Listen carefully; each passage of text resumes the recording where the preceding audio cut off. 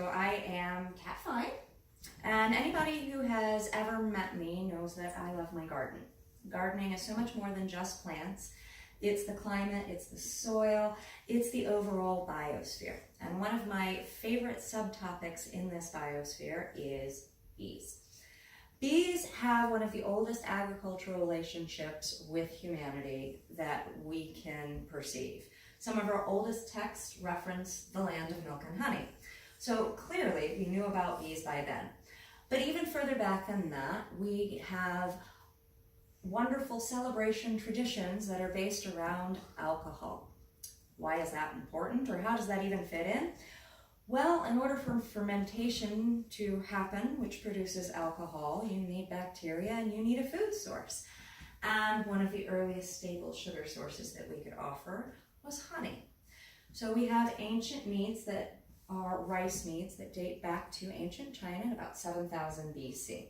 So bees and humans have been around for a long time. So my interest in bees actually started with the introduction of the flow hive. So the flow honey hive was introduced, and I got it ahead of the 2016 growing season, and it was supposed to be an improvement on centuries-old practices for beekeeping. So I spent the last couple of years running side-by-side tests between the flow hive and a traditional landstrip hive. Now, this has been wonderful because I've had bumper crops of things like grapes and cherries and tomatoes and pumpkins and squash.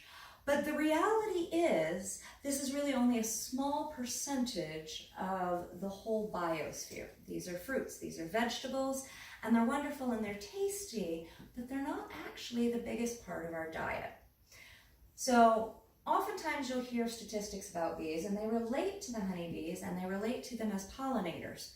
But honeybees don't do the majority of the heavy lifting. Now, the bees that do are the native bees. There are over 3,000 species of native bee in North America, and honeybees aren't included in that grouping. They include things like carpenter bees and mud dauber bees, leafcutter bees, and each of these bees has actually taught us various things as a species over time. We have obviously learned fermentation, but we also learned the construction of bricks and mortar by watching our mud dauber bees. We've learned about paper by watching some of the leafcutter bees. So we have a lot to learn, and we have learned a lot. However, these native bees are facing their own stresses aside from the stresses that the honeybees face. And one of those biggest stresses is deforestation. This has been going on for centuries, but it seems to have accelerated quite a bit here in the modern era. So here we have an example that shows the forest content of Central Europe at about 900 AD. And the next one is at 1900, so at the start of the Industrial Revolution. And it's only gotten worse since. Many of the native bees are solitary bees, and they require on these forest habitats in order to survive from year to year. They will lay eggs in fallen trees and die. And in the spring, you get new bees. Now, those are great, and for the most part, they don't have anything to do with our food system, which is kind of the measure of what keeps us alive. In reality, between 30 and 60% of the human diet comes from plants that don't require bees. Most of the United States is a giant grass forest comprising of corn and wheat and barley, but those don't require bees. Another big staple in our diet is leafy vegetables.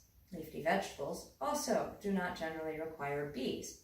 So here you see all kinds of different slices of the world population and what comprises their diet, with the brown being the grains and the blue and the green being the leafy green vegetables.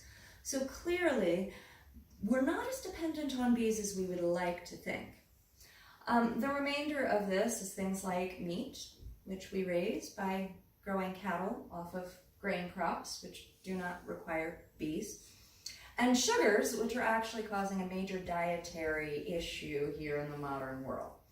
Now, while bees produce honey, they don't produce it they don't produce as many sugars as we would need to do this. So in the end, bees have a role to play, and sometimes that role hasn't always been the best.